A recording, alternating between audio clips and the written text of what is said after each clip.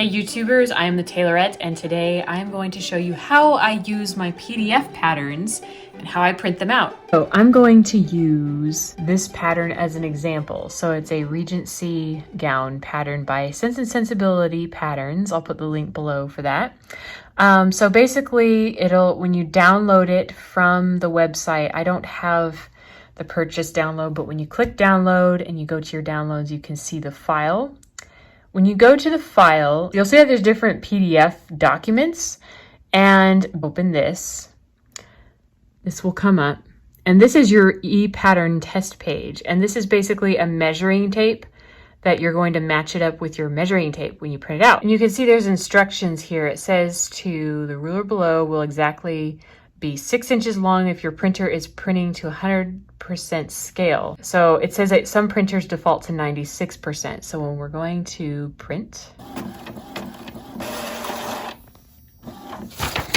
so now I'm going to test it to make sure that it is actually 6 inches, and it is 6 inches. So that means that when I print my pattern at 100%, that means it's going to be the correct scale for the pattern. It's important to get this right, because if you don't, you could have your sizes completely off. And say, like, if this was an inch smaller, that means that your pattern pieces are going to be an inch smaller, and that makes a huge difference. So make sure that you do it to the correct scale before you print your PDF. And now I'm back to my PDF documents, and what I want to do is, here's the sheets.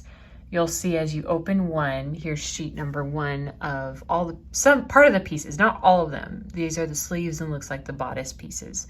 So what I'm going to do is I'm going to click print just like we did before. However, this time, see, it shows me what's going to print, and it would only print that rectangle. So I'm going to click poster and see how it divides it up right there.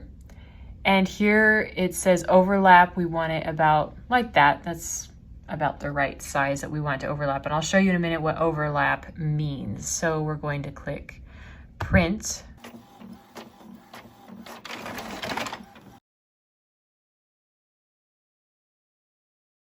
So after you have them all printed out, this is what it will look like. You will have stacks of paper.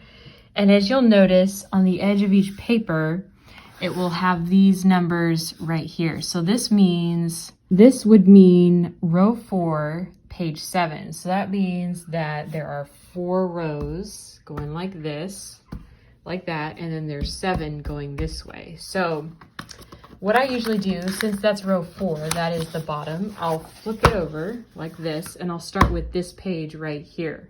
So now that we have these pages, what you're going to do is you are literally going to flip these over. So this one says page 1 of row 1. I don't know if you can see that. Page 1 of row 1. So that means that this goes about here. Oh, no. Okay, I'm doing that wrong. Flip it this way. It goes like this.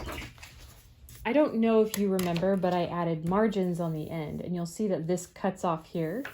So basically what you'll want to do is, I usually take the page to the left and I trim it down approximately, butt it up against these lines right here. Just on this one, not on that one, on the one to the left. And so you can see I cut it right where the lines ended. And then what I will do is take this and line up the lines there. Make sure it's all straight right here. Take my tape and line it up right there.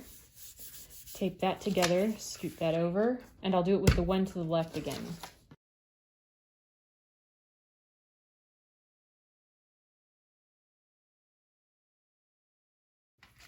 Here, just like that. There's the first row, and you'll do that with all the other rows. You'll just go ahead and start at the top here. Flip this way, like that, and keep adding in that direction.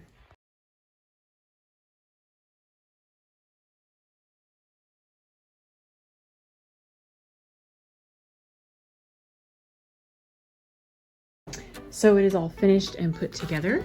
And now you have all of your pattern pieces.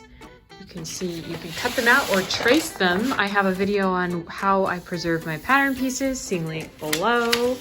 And yeah, so this is how you do it. It's just all taped together. And it's a lot easier if you want to make a pattern and you don't want to wait for it to come in the mail. You want to make it a lot sooner than that. You can just do, some patterns have PDF options. And that is all I have to say about PDF patterns. If you have any questions about how to use PDF patterns, please let me know in the comment section below. I would love to help you with that. Also, if you enjoyed this video, like this video, hit that subscribe button, and I will see you next time.